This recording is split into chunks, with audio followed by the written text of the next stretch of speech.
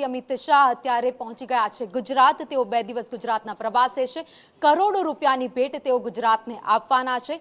ત્યારે ગુજરાત પધારતા તેમનું ભવ્ય સ્વાગત કરવામાં આવ્યું હતું। ભાજપના કાર્યકર્તાઓ ત્યાં પહોંચ્યા હતા અને અમિત શાહનું સ્વાગત કર્યું હતું। તો વિકાસ કાર્યોનું લોકાર્પણ અને ખાતમુહૂર્ત તેઓ કરવાના છે। તો અમદાવાદમાં પલ્લવ બ્રિજ જે બનીને તૈયાર થઈ ગયો છે કરોડો રૂપિયાના ખર્ચે, તેનું પણ તેઓ ઉદ્ઘાટન કરવાના છે, લોકોને આપવાના છે, જેના કારણે ટ્રાફિકમાંથી લોકોને મુક્તિ મળશે। તો સ્પોર્ટ્સના 37.63 કરોડના કામોનું પણ અમિત શાહ ખાતમુહૂર્ત કરવાના છે। સરખેજમાં રેન બસેરા બનાવવાના કામોનું પણ ખાતમુહૂર્ત અમિત શાહ કરવાના છે। આ સાથે જ અન્ય ઘણા એવા કામો છે કરોડો રૂપિયાના, જેની ભેટ ગુજરાતને મળવાની છે। વધુ અપડેટ જાણીએ હિરેન રાવલ પાસેથી।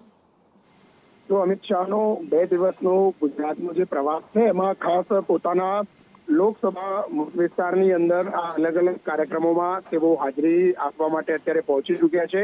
આજનો જે પહેલો કાર્યક્રમ છે એ પાટનગર ગાંધીનગરના કોર્પોરેશન અને ગુડા દ્વારા અલગ અલગ જે કામો તૈયાર થયેલા છે એમાં ખાતમુહૂર્ત અને લોકાર્પણ માટે તેઓ પહોંચ્યા છે।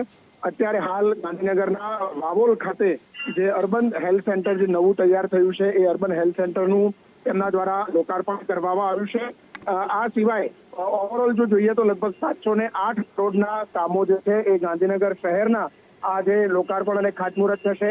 આ પહેલું વાવોલ ખાતેનું યુપીએચસી છે અર્બન હેલ્થ સેન્ટર, એનું લોકાર્પણ તેમણે કર્યું છે। એ કાર્યક્રમ પૂરો કર્યા પછી સીધા જ અમિત શાહ છે એ સેક્ટર 22માં જે અંડરપાસ તૈયાર થયેલો છે સેક્ટર 21 અને 22 જોડતો એ અંડરપાસનું પણ લોકાર્પણ કરશે। પેથાપુરમાં જ આ પ્રકારનું અર્બન હેલ્થ સેન્ટર તૈયાર થયું છે, એનું પણ લોકાર્પણ તેમના દ્વારા કરવામાં આવશે। ગાંધીનગરના કોલવડા ખાતે એક તળાવ અને તળાવનું બ્યુટિફિકેશન કરવામાં આવ્યું છે કે જ્યાં કોલવડા ગામના લોકો સાંજે હરીફરી શકે, બેસી શકે એ પ્રકારની વ્યવસ્થા સાથેનું મોડિફિકેશન તળાવનું કરવામાં આવ્યું છે। એને પણ લોકો માટે ખુલ્લું મુકાશે અને ત્યાર પછી ગાંધીનગરમાં જાહેર સભાને સંબોધન છે એ કોલવડા ખાતે જ કરવામાં આવશે। આવતીકાલે અલગ અલગ કાર્યક્રમો અમદાવાદમાં છે, એમાં તિરંગા યાત્રા સહિત અમદાવાદના અલગ અલગ વિકાસ કામોનું પણ લોકાર્પણ થશે।